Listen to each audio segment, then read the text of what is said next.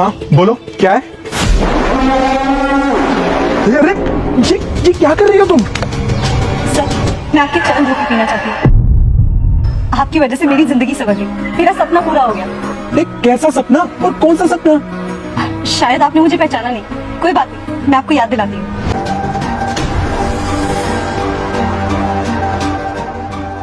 ये क्या कर रही है तू? सर, ये नोट्स मैं ले जाऊँ, मुझे इनकी जरूरत है। तू क्या करेगी नोट्स का? अच्छा, अब समझ में आया। डिलीवरी वाली के साथ साथ तुमने रद्दी बेचने का काम भी शुरू किया क्या? नहीं सर, वो दरअसल मैं यूपीएससी क्लियर करना चाहती हूँ। यूपीएससी? और तू क्लियर करेगी? अबे 3 बार तो मैं अटेम्प्ट कर चुका हूँ ये यूपीएससी का एग्जाम, मुझसे क्लियर नहीं हुआ, इसलिए तो ये नोट्स उठा के वो कूड़ेदान में फेंक दिए। और तू जो लोगों के घर में जाके डिलीवरी करती है, खाना पहुंचाती है, तू क्लियर करेगी यूपीएससी का एग्जाम? सॉरी यार, पर नाइस जोक।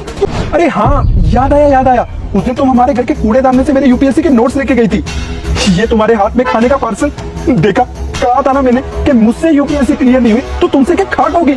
आज भी लोगों के घर में ये खाने डिलीवर कर रही हो, नहीं हुई ना तुमसे यूपीएससी क्लियर? नहीं सर, डिलीवरी गर्ल तो मैं पहले थी।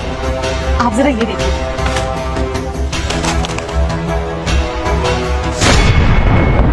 ये सब क्या है?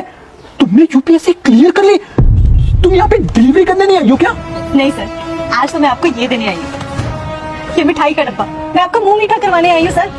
उस दिन आपने मेरी हेल्प सिर्फ वो नोट्स देके नहीं, बल्कि मेरी बेइज्जती करके भी की थी। आपकी बातें सुनने के बाद मेरे मन में ऐसी आग लगी कि मुझे कुछ करके दिखाना चाहिए। बस उन्हीं लोगों, उन्हीं दोस्तों और उन्हीं रिश्तेदारों की वजह से मेरे मन में यूपीएससी क्लियर करने की आग जलती रही, और मैंने अपनी कड़ी मेहनत और तैयारी की वजह से फाइनली यूपीएससी का एग्जाम क्लियर कर भी लिया।